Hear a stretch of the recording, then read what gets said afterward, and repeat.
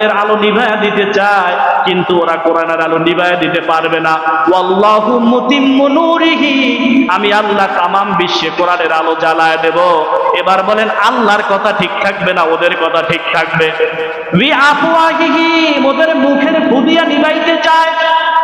মুখের ফুদিয়া তাহলে কি? তার মানে হলো সূর্যের আলোকে যদি কেউ মুখের ফুদিয়া নিভাইতে চায়, কশিন কালো সম্ভব নয়।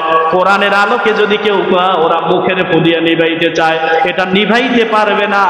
তার কারণ হলো কোরআনের আলোর, কোরআনের দায়িত্বটা আল্লাহ রাব্বুল আলামিন নিয়ে নিয়েছে। কোরআনের দায়িত্ব কে নিয়েছেন? ইন্না নাহনু নাযালনা যিকরা ওয়া ইন্না লাহু লাহাফিজুন। জোরে বলেন আল্লাহু আকবার। আল্লাহ রাব্বুল আলামিনের কোরআন বলতেছে, এই কোরআনের দায়িত্ব আমি দুনিয়ার কোন মানুষের উপরে ছেড়ে দেই নাই।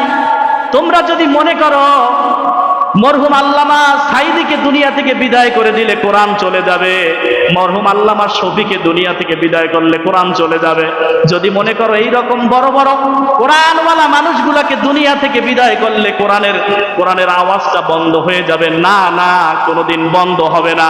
কারণ এই কোরআনের দায়িত্বটা আমি আল্লাহ আমার হাতে রেখে দিয়েছি। সুবহানাল্লাহ। তারপরেও ওরা আক্রমণ করছে কি করে নাই?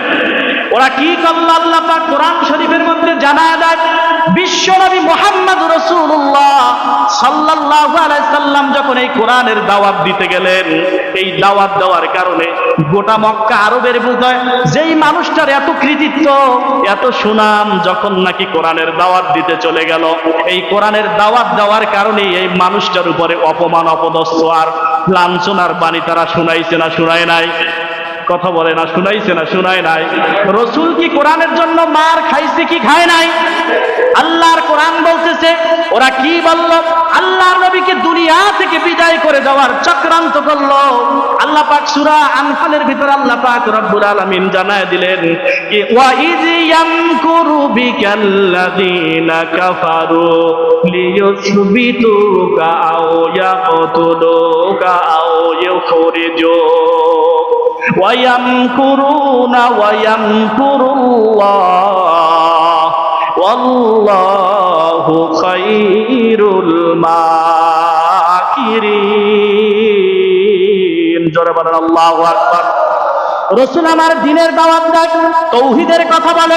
রাসূল আমার জুলুমের বিপক্ষে কথা বলে, সুদ ঘুষের বিপক্ষে কথা বলে, অন্যায়ের বিপক্ষে কথা বলে।